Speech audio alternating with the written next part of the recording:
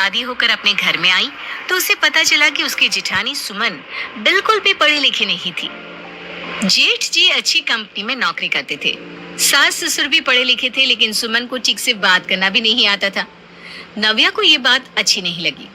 उसकी नजर में उसकी जिठानी गवार किसी काम की नहीं थी और नव्या उसे बिल्कुल भी पसंद नहीं करती थी। भाभी, मैं ऑफिस जा रही हूँ, मुझे लेट हो गया है। अरे लेकिन अपना टिफिन तो लेती जाओ। मैंने कहा ना, मेरे पास 1 मिनट का भी टाइम नहीं है। अरे तो क्यों पूरा दिन भूखे रहोगे देवरानी जी? मैं बाहर से लेकर कुछ खा लूंगी। अरे उसकी जरूरत नहीं है। अच्छा एक काम करती हूँ, मैं तुम्हारे ऑफिस में खाना देने आ जाऊंगी बस। यही तो मैं चाहती थी, आप मेरे ऑफिस में आओ और आपका अच्छा खासा मजाक बन जाए। अब आएगा मजा। ठीक है भाभी, ठीक रहेगा। आप मेरे ऑफिस में जरूर से आना, मैं अपने सारे दोस्तों से आपको मिलवाऊंगी। थोड़ी देर बाद नव्या के ऑफिस में। ये नव्या मैडम का ऑफिस कहाँ पर है? अरे सामने लिखा हुआ है ना, नेम प्लेट लगा हुआ है, आपको दिखाई नहीं देता क्या? वो क्या है ना, मुझे पढ़ना लिखना नहीं आता। अच्छा, नव्या मैडम के घर पर नौकरानी का काम करती हैं आप? अरे आप ये क्या कह रहे हैं? बड़ी भाभी हूँ मैं उसकी। माफ करिएगा, लेकिन नव्या मैडम को देखकर लगता नहीं कि उनकी जेठानी आपकी जैसी होगी। नव्या अपने ऑफिस के अंदर से ये सब देखकर मन ही मन खुश हो रही थी और हंस रही थी। फिर वो बाहर निकल कर आती है। अरे भाभी, आप आ गई? आइए ना, मैं आपको अपने दोस्तों से मिलवाती हूँ। Hello, how are you? बढ़िया, ठीक हूँ। आप बताइए, तुम्हारी भाभी को इंग्लिश नहीं आती क्या? और भाभी, आपने ये इतनी हैवी सितारों वाली साड़ी क्यों पहनी है? वो हम नव्या के ऑफिस आ रहे थे ना, इसलिए सोचा थोड़ा तैयार होकर चलते हैं। ऑफिस के सब लोग सुमन को देखकर जोर जोर से हंसने लगते हैं। भाभी, आपने कभी मुझे ऑफिस में इस तरह की साड़ी पहनकर आती देखा है? ये ऑफिस है, किसी की शादी थोड़ी ना है जो भारी साड़ी पहनकर आ गई। अरे कोई बात नहीं ना नव्या, सबका अपना अपना पहनावा होता है और मेरी साड़ी से क्या फर्क पड़ता है? तुम सारा दिन भूखी रहती, मुझे अच्छा नहीं लगता, इसलिए तुम्हारे लिए खाना लेकर आ गई।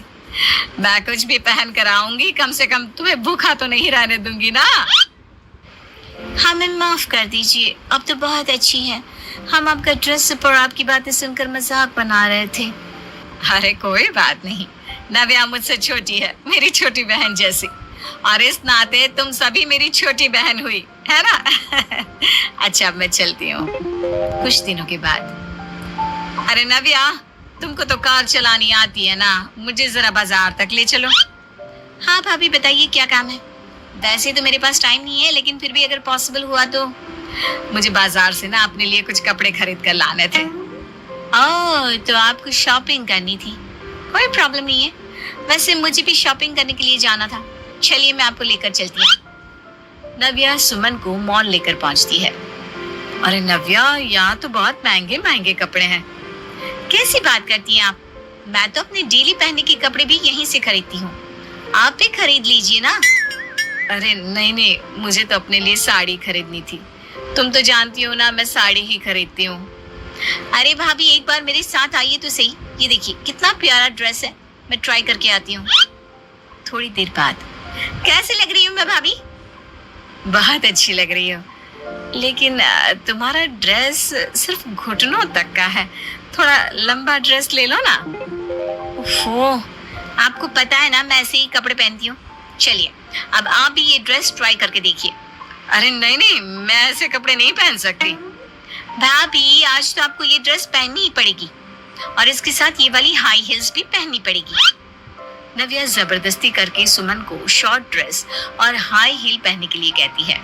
सुमन जैसे ही वो कपड़े पहनकर बाहर आती है, सब लोग उसे देखकर हंसने लगते हैं। अरे सब लोग मुझे देखकर हंस क्यों रहे हैं? भाभी, आप ये हाई हील पहनकर और ये शॉर्ट ड्रेस में जिस तरह से चल रही है ना, कोई भी आपको देखकर हंसेगा। क्या मतलब है? जैसी मेरी चाल है वैसी ही तो चल रही हूँ। अरे पूछिए मत भाभी, कितनी फनी लग रही है आप। सब लोगों की नजरें सिर्फ आप पर ही है। इतना कहकर नव्या भी जोर जोर से हंसने लगती है। वैसे नव्या, एक बात कहूँ, तुम्हें हंसता देखकर बहुत अच्छा लग रहा है। नहीं तो तुम दिन रात अपने लैपटॉप और इन फाइलों में आंखें गड़ाकर बैठी रहती हो। चलो, मुझे देखकर ही सही, हंसी तो सही। एक बार फिर से नव्या चुप हो जाती है। उसकी अपनी जेठानी को नीचा दिखाने की एक और चाल फेल हो गई थी। एक दिन छुट्टी वाले दिन, अरे नव्या, कुछ अच्छा सा इटालियन खाना बना के खिला दो। बहुत दिन हो गए, तुम ऑफिस में इतनी बिजी रहती हो। तुम्हारे हाथ का खाना कितने दिनों से नहीं खाया। ओके ओके, बताओ क्या खाना है तुम्हें? व्हाइट पास्ता बना दो ना, बहुत अच्छा बनाती हो तुम। ठीक है, अभी किचन में जाकर तुम्हारे लिए व्हाइट पास्ता बनाती हूँ। नव्या, क्या बना रही हो? भाभी, मैं व्हाइट पास्ता बना रही हूँ। अरे तुम तो अंग्रेजी खाना बनाती हो, मैंने तो कभी इसका नाम भी नहीं सुना। बताओ ना कैसे बनाते हैं। कुछ नहीं भाभी, बस पहले उसको बॉईल करना है, उसके बाद इसमें कुछ व्हाइट सॉस और कुछ चीजें ऐड करके बनाना है। अरे बस इतनी सी बात। लाओ मैं उबाल देती हूँ, तब तक तुम अपना कुछ काम कर लो, ठीक है? अब आएगा मजा। भाभी जरूर पास्ता में अपना तड़का लगाएंगी और फिर घर वालों के सामने उनका अच्छा खासा मजाक बनेगा। नव्या काफी देर तक किचन में नहीं आती। थोड़ी देर बाद सुमन पास्ता बनाकर डाइनिंग टेबल पर ले आती है। अरे भाभी, आपने ये सब क्यों किया? मैं आ तो रही थी। देवर जी कब से आवाज लगा रहे थे, तुम फोन पर बिजी थी ना।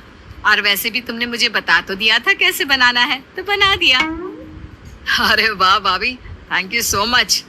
आज तो आपके हाथ का स्पेशल पास्ता खाएंगे। हाँ हाँ देवर जी, क्यों नहीं, पहली बार बनाया है। अरे बनाया क्या, मैंने तो नाम भी पहली बार सुना था। अरे वाह भाभी, कमाल कर दिया आपने तो।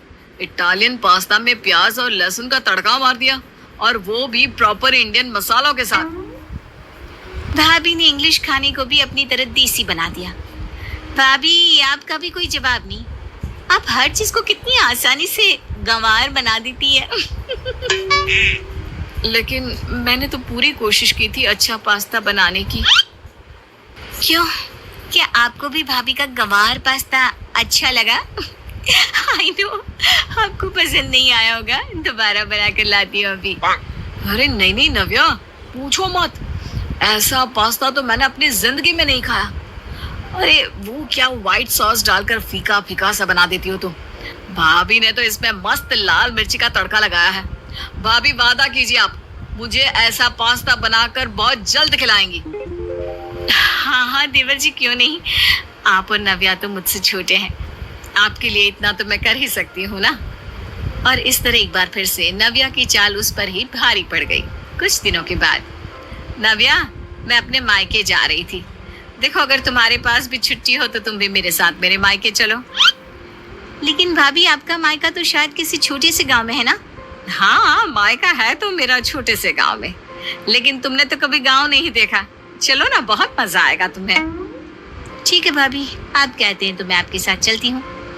लेकिन देखिए, मैं गांव के माहौल में ज्यादा नहीं रह सकती।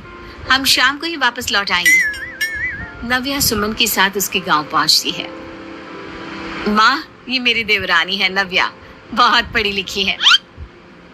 अरे वो तो इसके कपड़े देखकर ही लग रहा है शहर की है ना तुम्हारी देवरानी। देखो तो गांव के सब लोग इसे घूर घूर कर देख रहे हैं। हाँ, लेकिन सब लोग मुझे ऐसे क्यों देख रहे हैं? वो क्या है ना नव्या, गांव में कोई ऐसे कपड़े नहीं पहनता ना, तो सब लोगों को थोड़ा अजीब लग रहा है।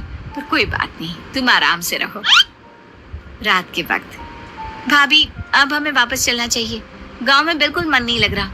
यहाँ पर मोबाइल का नेटवर्क भी नहीं आता। अरे लेकिन इतनी रात को जाना ठीक नहीं, हम कल सवेरे चले जाएंगे बस। लेकिन मैं यहाँ पर सोऊंगी कहाँ? यहाँ पर तो किसी रूम में एसी भी नहीं लगा हुआ। इधर आओ, मैं तुम्हें भगवान जी के लगाए हुए एसी में सुलाती हूँ। भगवान जी का लगाया हुआ एसी, वो क्या होता है भाभी? ऐसे तो किसी ब्रांड का नाम मैंने नहीं सुना। सुमन नव्या को अपने घर की छत पर लेकर जाती है और वहां पर पड़ी हुई एक चारपाई की तरफ इशारा करके कहती है, ये देखो, यहाँ पर सो जाओ। बहुत ठंडक है और रात को इतनी अच्छी नींद आएगी कि तुम सोच भी नहीं सकती। नहीं नहीं, मैं इस तरह खुले में खाट पर तो बिल्कुल नहीं सो सकती। मुझे तो एसी वाले कमरे में ही सोने की आदत है। अरे एक बार मेरे कहने पर सो कर तो देखो नव्या, फिर बात करना।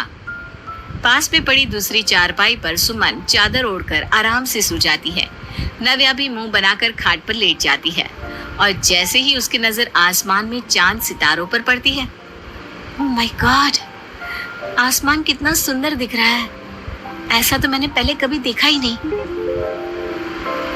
उस एसी वाले बेडरूम के अंदर से तो ये सारी चीजें नजर ही नहीं आती।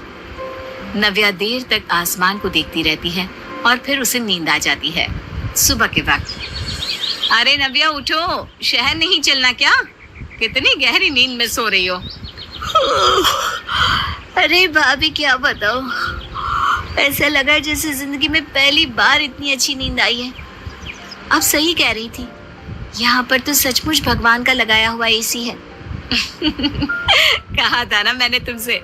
अब जल्दी चलो, देर हो जाएगी। भाभी आप कितनी अच्छी हैं। मैं आपसे एक बात के लिए माफी मांगना चाहती हूँ। मैंने हमेशा आपको गवार कहा, आपकी फैमिली को नीचा दिखाया, लेकिन आपने हमेशा मुझसे प्यार किया। देखो नव्या, मैं ज्यादा पढ़ी लिखी तो नहीं हूँ, लेकिन मुझे अपने छोटों से प्यार करना आता है। मैं जानती हूँ तुम हमेशा मेरा मजाक बनाती थी, लेकिन मैं कोशिश करती थी तुम्हें खुश रखने की। आई एम सॉरी भाभी, आज के बाद मैं आपके साथ कभी ऐसा नहीं करूंगी।